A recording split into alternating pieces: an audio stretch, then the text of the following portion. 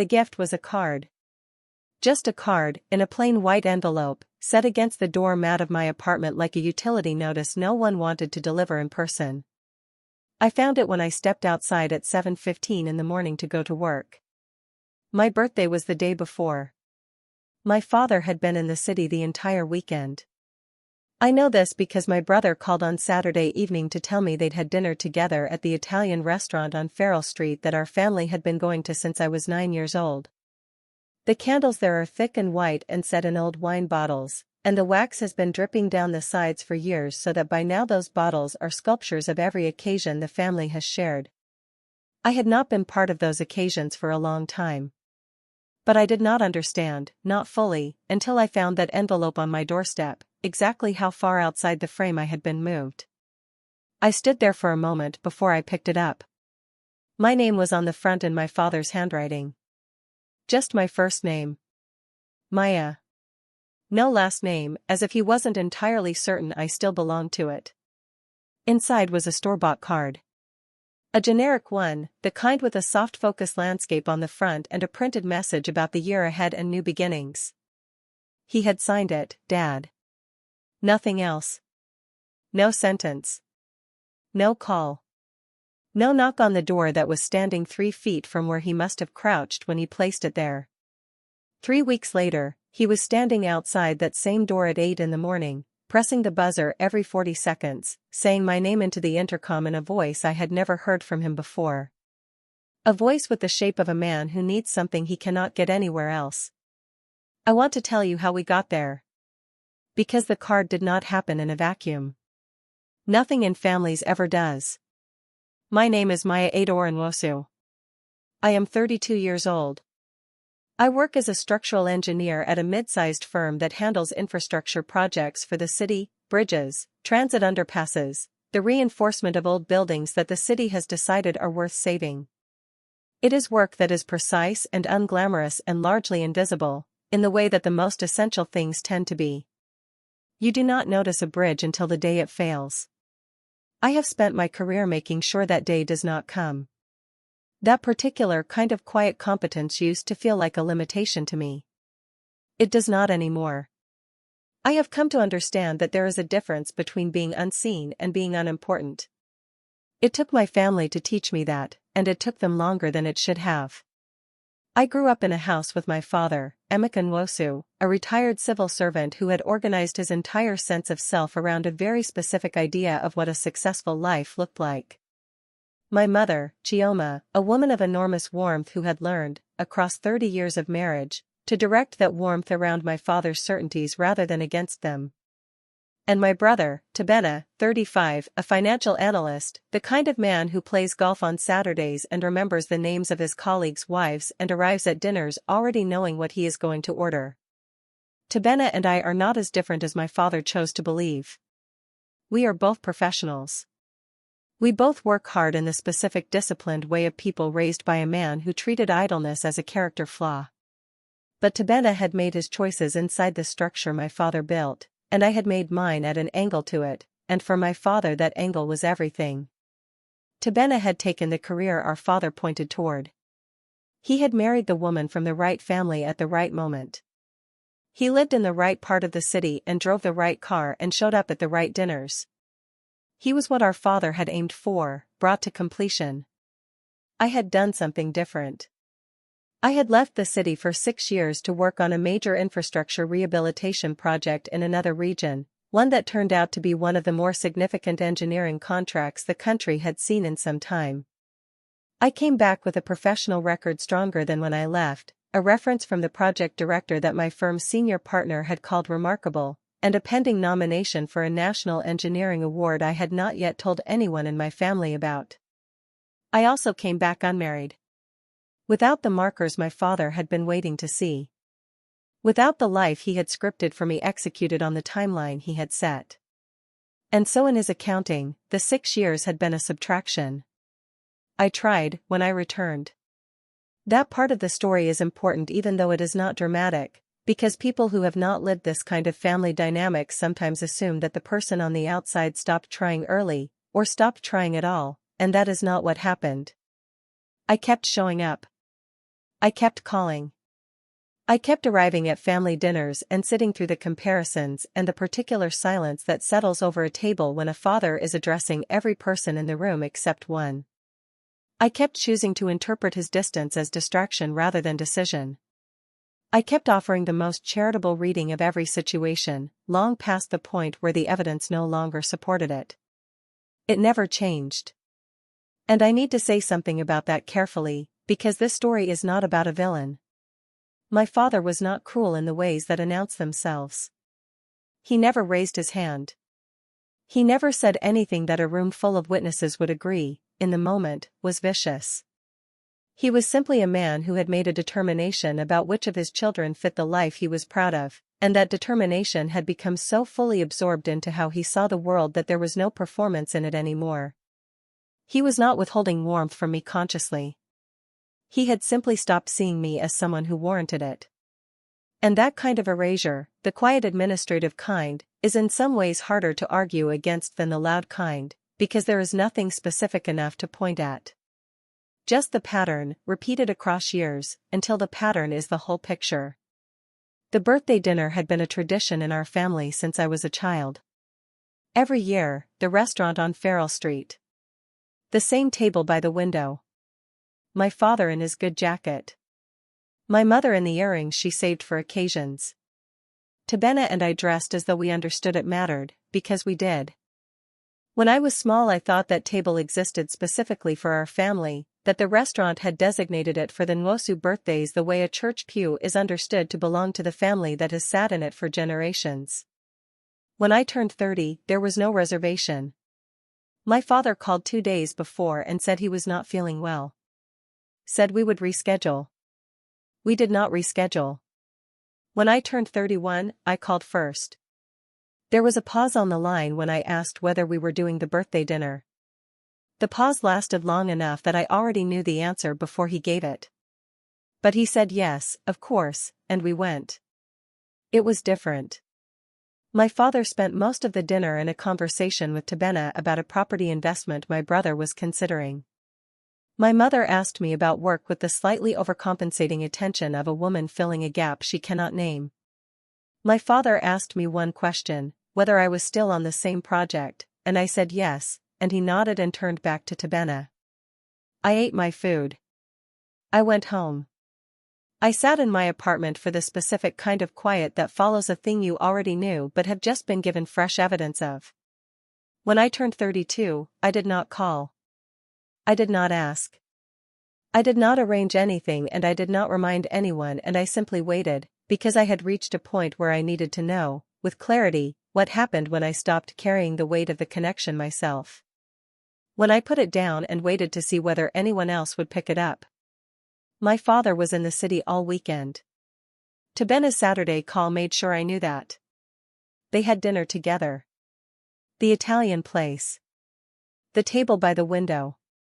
Sunday morning, I found the card under the mat.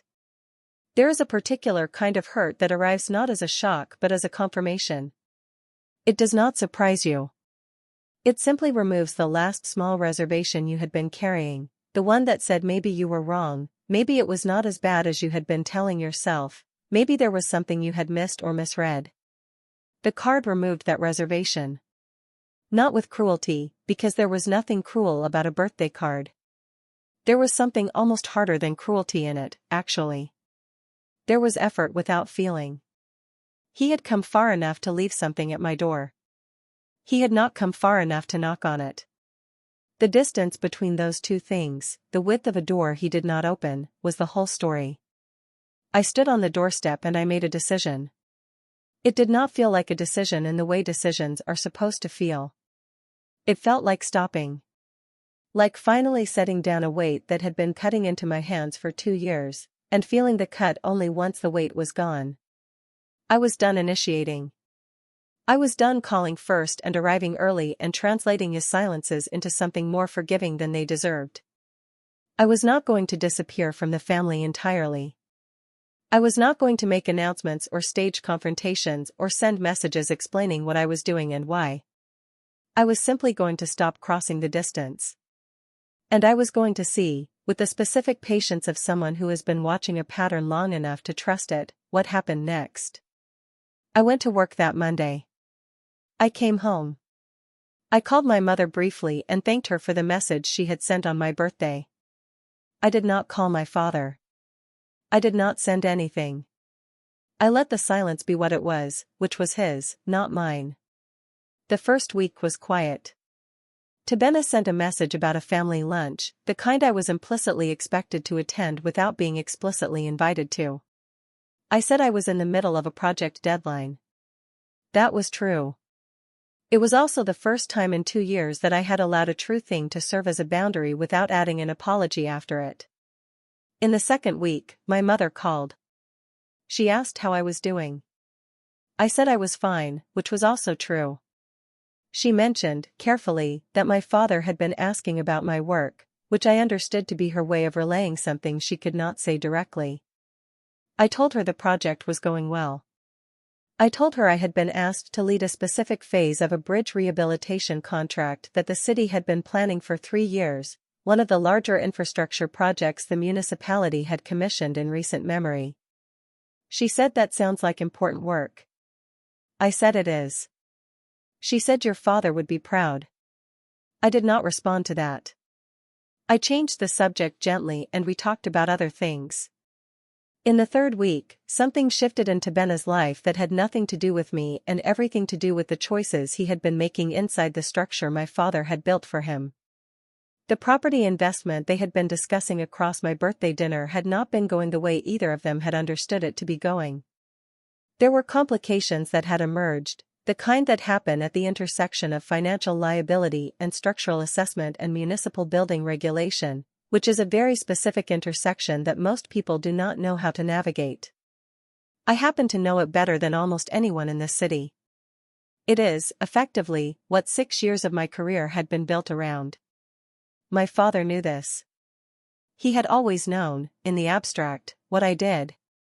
He had chosen not to engage with it, not to elevate it, not to let it count as the kind of success that warranted the restaurant on Farrell Street and the table by the window. But he knew. And now the situation that his investment in the perfect son had produced required the expertise of the daughter he had left a card for outside a closed door. On a Tuesday morning, 3 weeks and 1 day after my birthday, the buzzer sounded at 8:07. I was already awake. I was standing in my kitchen with tea, reviewing site notes for the bridge contract, when the sound came through. I did not move immediately. I let it ring once more. And then I heard his voice through the intercom, saying my name in a register I did not recognize from him. The same voice, but different.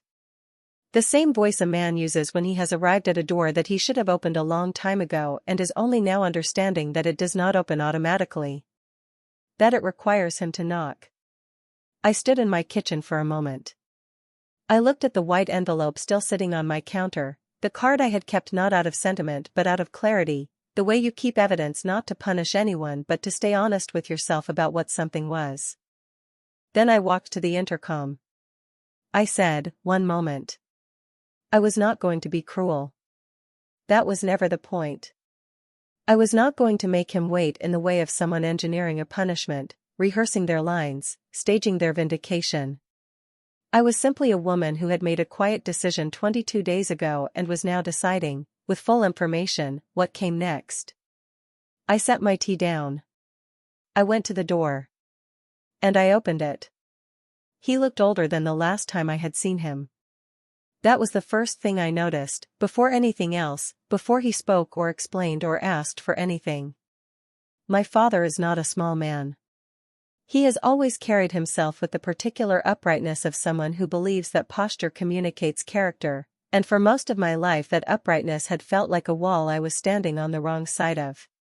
But that morning on my doorstep he looked diminished inside it, the way a frame looks when the thing it was built to hold has shifted and the proportions no longer match. He was wearing his good coat, the charcoal one he reserves for meetings and occasions he considers serious. He had dressed for this. That told me something. He said, "Maya, can I come in?" It was not quite a question. It was not quite a statement.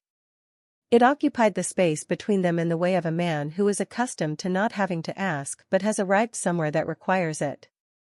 I stepped back from the door. My apartment is not large. It is 1 bedroom and a kitchen and a living area with good light and shelves I have been filling for 6 years with the kind of books you accumulate when your social life is secondary to your work and your work is secondary to nothing. It is tidy in the specific way of someone who lives alone and prefers order not as a performance but as a condition for thinking clearly. I had not prepared it for a visitor. I had not known one was coming. But it was what it was, which was mine, completely mine, and I was aware as I watched my father step into it that he was entering a space that had been built entirely without him. He looked around briefly. He did not comment. He sat down in the chair near the window, not because I offered it but because he needed to sit, which was itself a signal. My father does not sit in other people's spaces until he has assessed them. That morning he sat immediately. I stayed standing. I leaned against the kitchen counter with my arms loose at my sides and I waited, because the next words belonged to him and I had spent enough of my life filling silences that were his responsibility. He said, "Your brother is in trouble." He said it plainly, without preamble, the way men of his generation say the hard thing once they have finally decided to say it, as if directness at the last moment compensates for the years it took to arrive there. He told me about the property investment. I will give you the shape of it because the shape is what matters. Tobenna had been part of a consortium, 3 investors, a plot of commercial land on the edge of a district the city had zoned for mixed-use development 2 years ago. The plan was to put up a mid-rise building, 12 floors, ground-level retail, residential above. The consortium had moved quickly, which in property means they had moved without the thoroughness the situation required.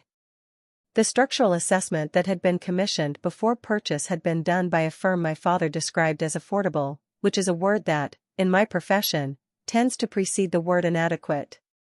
The building had begun. The foundation work had revealed what a proper preliminary assessment would have identified before a single contract was signed. The soil profile was inconsistent with the assumptions underlying the structural design. The load-bearing calculations were wrong. The 12-floor design the consortium had permitted and financed was not viable on that ground without significant remediation that the original budget did not contain and the consortium did not currently have the liquidity to fund. The city's building authority had issued a stop work order 10 days ago. The other 2 investors were threatening litigation. Tobenna had called the building authority 3 times in the past week. The 4th call, they had told him he needed an independent structural assessment from a registered engineer before they would consider any application to resume work. The assessment had to come from someone with demonstrable experience in foundation remediation on mixed-use commercial projects. My father looked at me when he finished. The look of a man delivering a brief he knows makes him vulnerable, waiting to see what the other person does with that vulnerability. I said, "How long has the stop work order been in place?" He said, 10 days. I said, "And the assessment application window?" He said, "They've given him 30 days from the order to submit." That was the first time he told me. 20 days left now. I looked at my father sitting in the chair by my window. I thought about 23 days ago. I thought about an envelope under a mat and a name written on it without a surname. I thought about the Italian restaurant on Farrell Street and the table by the window and the white candles in the old wine bottles, the wax built up in layers across every birthday I had not been at that table for. I thought about all of it for exactly as long as it took me to think it, and then I set it aside. Not because it did not matter. Because there is a difference between the things that matter and the things that are useful in a given moment, and conflating them is how people make decisions they regret. I asked 6 more questions. The soil type they had encountered. The original design firm. Whether the existing foundation had been poured or was still in preparation. What remediation had already been discussed. Whether Tobenna had the original geotechnical report. Whether there was a structural engineer of record on the permitted design. My father answered what he could and admitted what he did not know, which cost him something. I could see it costing him.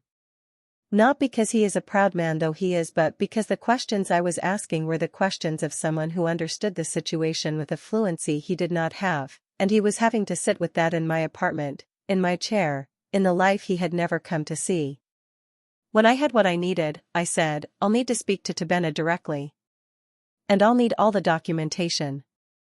The geotechnical report, the structural drawings, the stop work order, and the permit application. Everything. My father said, can you help him? I said, I don't know yet. I need to see the documents before I can tell you what's possible and what isn't.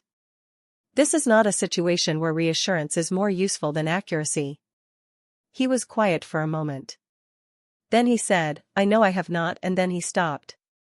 He tried again. He said, you have built something here. I can see that. I looked at him.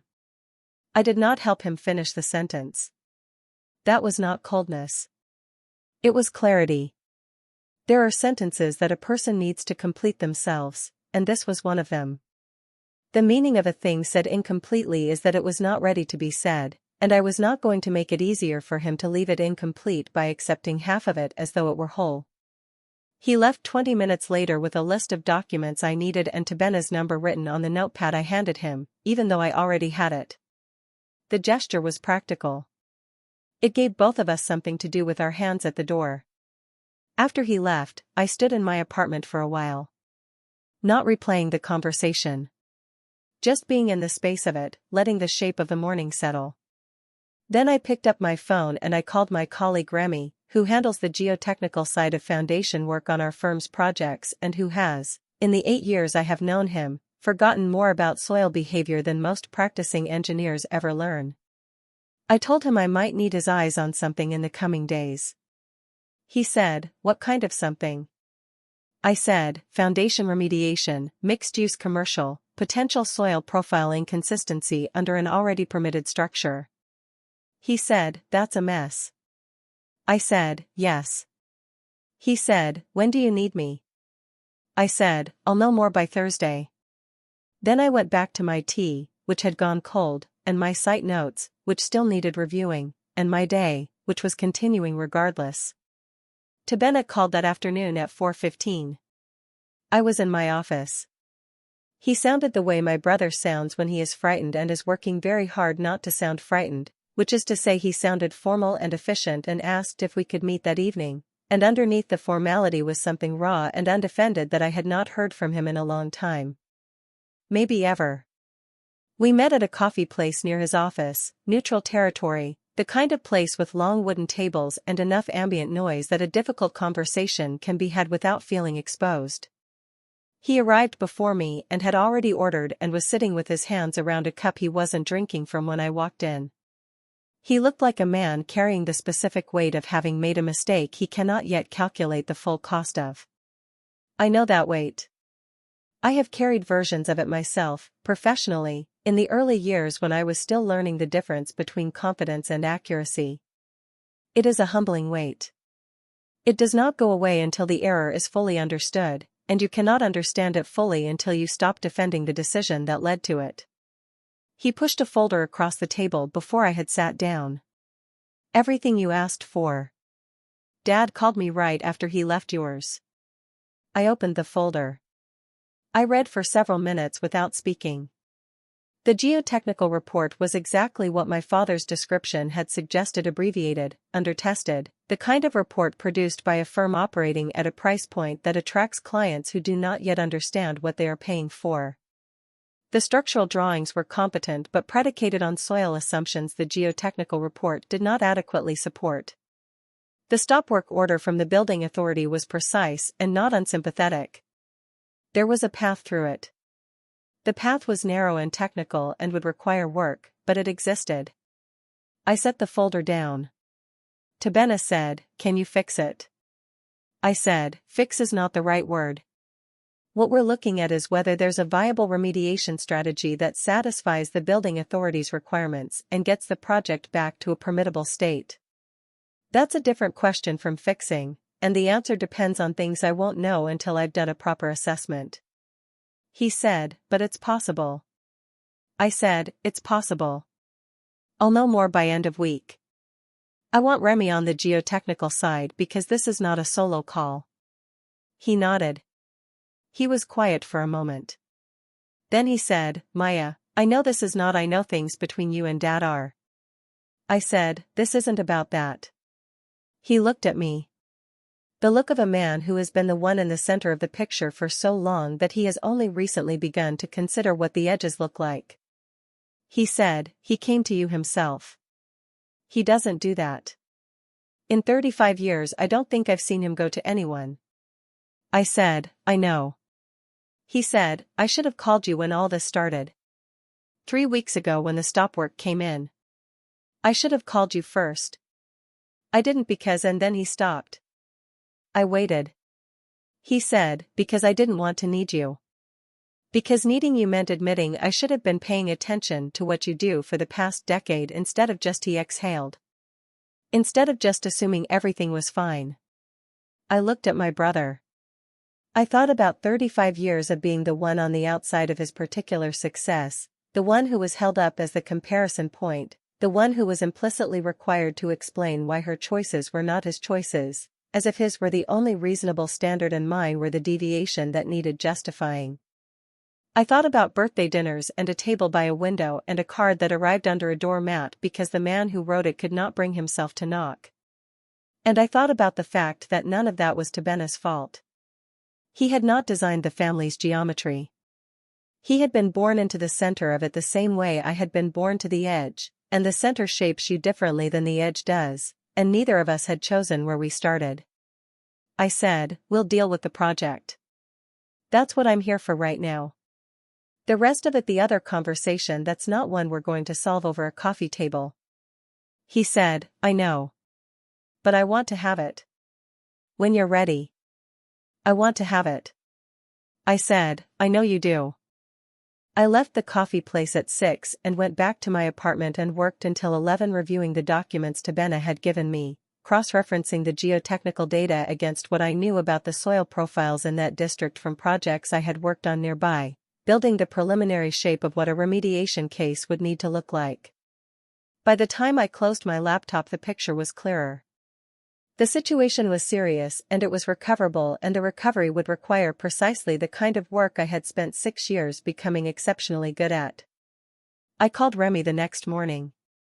Told him to clear Thursday. Told him we were going to the site. The site visit took 4 hours. Remy moved through the exposed foundation work with the focused, unhurried energy of a man who reads ground the way other people read text. He asked for 3 additional soil samples from locations the original report had not tested.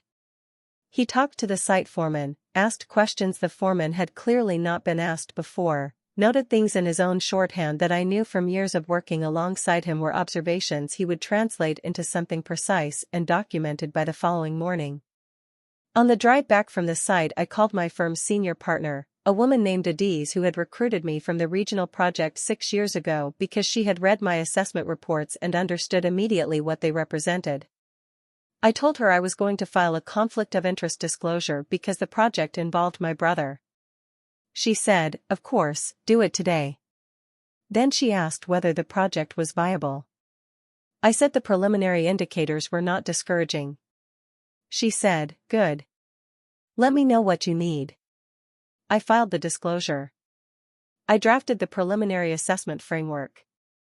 I scheduled a meeting with the building authority for the following Tuesday, 9 in the morning, at which point I would present the remediation approach and request a formal response on the pathway to resuming permitted work. I did all of this methodically, without drama, in the way that work of consequence requires. I did not call my father to update him. I did not send Tobenna progress reports. I let the work be what it was, professional and serious and moving at the pace that accuracy demanded, and I let the silence between all of that and my family be what it was too. My mother called on Friday evening. She asked how I was. I said I was working on something that needed my full attention this week. She said, your father told me he came to see you. She paused. He said you were gracious. I sat with that word for a moment. Gracious. It is not the word I would have chosen. I was not performing graciousness. I was simply being who I had always been, which is someone who does her job regardless of what the job costs her personally, and who does not allow the personal cost to become the reason the job does not get done. I said, I'm looking at the situation. I'll know more next week. She said, Maya, and then there was a long pause of the kind that contains a sentence she has been composing for years and has not yet found the right moment to say. Then she said, I am sorry that I have let certain things go on for as long as they have. That is all I know how to say right now, but I wanted to say it. I said, I know, Mama. She said, do you forgive me? I thought about that for a moment, sitting in my apartment on a Friday evening with the city outside my window and the folder of engineering documents on my table and the plain white card still on my counter where I had left it the morning I found it under the mat. I said, I'm working on it. That's the most honest thing I can tell you right now. She said, that's more than I deserve. I said, go to sleep, Mama. The meeting with the building authority was on Tuesday. I presented the remediation framework. REMI's additional soil data. The revised load analysis. The phased remediation plan we had constructed together over the previous 4 days, which addressed every specific concern in the stop work order and proposed a monitoring protocol that went beyond what the authority had required, because going beyond what is required is how you demonstrate that the original failure was a contractor's error and not an engineer's indifference. The building authority's senior inspector, a thorough man named Mr. Adato, who I had dealt with on 2 previous projects and whose opinion I respected, read the framework carefully. He asked 8 questions. I answered 7 of them completely and told him the 8th would require one more round of sample analysis which Remy would have completed by the following Monday. He made notes. He said he would revert by end of week with a formal response. He reverted on Thursday. The remediation pathway was approved, subject to the final soil analysis. Work could resume on a modified foundation design within 3 weeks of final sign-off, provided all remediation steps were completed in the documented sequence and the monitoring protocol was maintained throughout. I forwarded the email to Tobenna with no additional message. Just the email, the attachment, and the subject line which already said everything that needed to be said. He called within 4 minutes. He said, Maya. I said, you have a path. It's not cheap and it's not fast, but it's a path. I'll send you the full documentation by end of day and I'll be available if the other investors or their counsel have technical questions. You should also get your own lawyer to review the remediation plan terms before you sign anything with the consortium. Don't let anyone rush that step. He said, I don't know how to thank you. I said, you don't have to thank me. Just follow the plan exactly. No improvising, no shortcuts, no decisions made on cost that should be made on engineering. The monitoring protocol is not optional. Every step is documented for a reason. He was quiet for a moment. Then he said, Dad wants to call you. I said, I know. He said, are you going to answer? I was standing at my window with the city below me, the same city where my father had walked through a weekend without knocking on my door, the same city where I had spent 6 years building something he had not asked about and had not attended and had not seen. The same city where, for 3 weeks, I had put down the weight of the distance between us and watched to see what happened when I did, and what had happened was that the distance had not closed, it had simply turned around and come looking for me. I said, yes. I'm going to answer. He called that evening at 7. I was in my kitchen making dinner, something simple, rice and fish, the kind of meal you make when you want your hands occupied and your mind clear.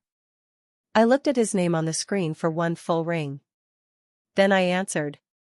He said, Maya. I said, yes.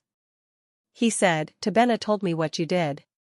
The building authority, the remediation plan, all of it. I want you to know that I understand what that cost you.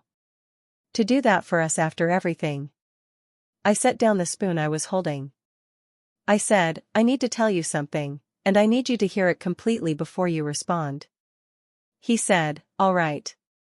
I said, I did not help Tobenna because you came to my door. I helped him because the problem was real and I was the person who could address it, and I do not withhold what I am capable of from people who need it. That is not a virtue I am performing for you. It is simply how I work. But I need you to understand that those are separate things. What I did for Tobenna this week and what you have done across the years I have been your daughter are two separate things, and one of them does not cancel the other. There was a long silence. The kind that has weight in it. He said, I know that. I said, I don't think you do. Not yet. I think you are feeling grateful right now, and that gratitude feels like understanding, but it isn't. Understanding is when you can sit with what you actually did without the emergency to soften it. Right now there is no emergency anymore. Tobenna has a path. The pressure is gone. And what I am asking is that you do not let the pressure being gone become the reason this does not get examined honestly. He was quiet again. When he spoke his voice was different. Not diminished. Something more careful than that. He said, I put a card under your door on your birthday. I was in the city. I had dinner with your brother.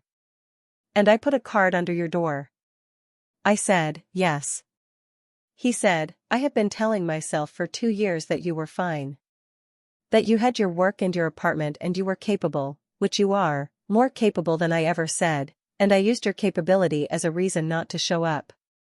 As if the fact that you did not need me to survive meant you did not need me at all. I did not say anything. Because he was finally saying the true thing and it needed room. He said, that was wrong. I want to say it plainly so you know I am not dressing it in something softer. It was wrong. I said, I know it was wrong. I have known for a long time. What I need now is not for you to confirm it. What I need is to know what you intend to do with knowing it. Because apologies without intention are just a different kind of card left outside a closed door. He said, I want to come back. Not to fix what I did, I understand it cannot be fixed. But I want to learn how to be your father properly, if you will let me try. I am not asking for what I did not earn. I am asking for the chance to earn something going forward. I stood in my kitchen for a moment. I looked at the counter where the white envelope had been sitting for 3 weeks. I had moved it that morning, not thrown it away, just moved it. Put it in a drawer. Kept it because it was part of the record, but stopped leaving it out where it was the first thing I saw every day. That had felt like the right distance. Not forgetting. Not carrying it in my hands every hour either. I said, I am not going to give you an answer tonight. Not because the answer is no, but because it is not a decision I am going to make in the same conversation as the apology. Give me some time. I will call you. He said, that is more than fair. I said, good night, Dad. He said, good night, Maya. I finished making dinner. I ate it at my table by the window. The city was doing what it always does at 7 in the evening, settling into itself, lights coming on in the buildings across the street, the sound of traffic softening to a low current. I thought about my father sitting somewhere with a phone in his hand and 22 years of imprecise fatherhood to account for. I thought about Tobenna reading an approval email and feeling the specific relief of a man who almost lost something and didn't. I thought about my mother's voice on Friday evening saying I am sorry in the way of someone who has been waiting a long time to say it and is not entirely sure the saying of it changes anything but needed to say it regardless. I thought about all of it without urgency. Without the need to resolve it tonight or assign it a meaning it had not yet finished earning. Here is what I know. I did not plan any of what happened. I did not engineer a reversal. I did not scheme or position or calculate. I simply stopped crossing a distance I did not create, and I continued being exactly what I had always been, which was competent and serious and capable of more than anyone in my family had stood still long enough to see. The consequence of stopping was not that my family suffered. The consequence was that they finally had to look at what had always been there. The distance was always theirs. I had just been filling it for them, and when I stopped, they had to feel it themselves. That is not revenge. I want to be clear about that. Revenge would have required me to want them to hurt. I did not want them to hurt. I just wanted to stop hurting myself by pretending the distance was something other than what it was. The envelope is still in the drawer. My father's number is still in my phone. The Italian restaurant on Farrell Street is still on Farrell Street, and the candles are still in the old wine bottles, and the wax is still building up in layers the way it has been for 20 years. I have not made a reservation. Not yet. But I have not ruled it out either. And for the first time in a long time, that feels like exactly enough. Thank you for sitting with this story all the way to the end. If it stayed with you, the other videos on your screen right now will too. And if you haven't subscribed yet, come join us. There is always a place here. Until next time.